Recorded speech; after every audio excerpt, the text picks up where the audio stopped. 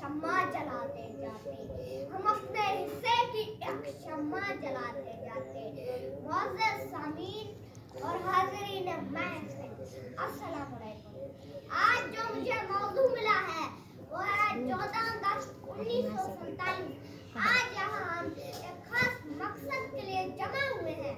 14 अगस्त 1947 को हमारा प्यारा पाकिस्तान दुनिया के नक्शे पर उभरा।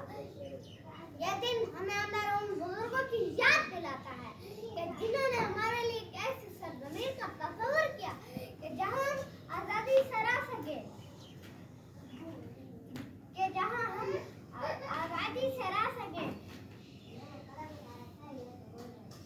हर हालात तो वाक़यात आपके सामने है, लिहाजा इनसे पर्दा उठाने की जरूरत नहीं है। जरूरत है तो फकत इस बात की कि हम सब अपनी अपनी जिम्मेदारियों को संभालें। आज हमारे पाकिस्तान को हमारी बातों और तकरीरों की जरूरत नहीं, बल्कि खलूस और बेलौस मोहब्बत की जरूरत है। आली वकार ये तल्ख हकीकत है, आली वकार ये तल्ख हकीकत है कि हम आली वकार ये तल्ख हकीकत है कि हम आजाद होने के बावजूद भी आजाद नहीं है।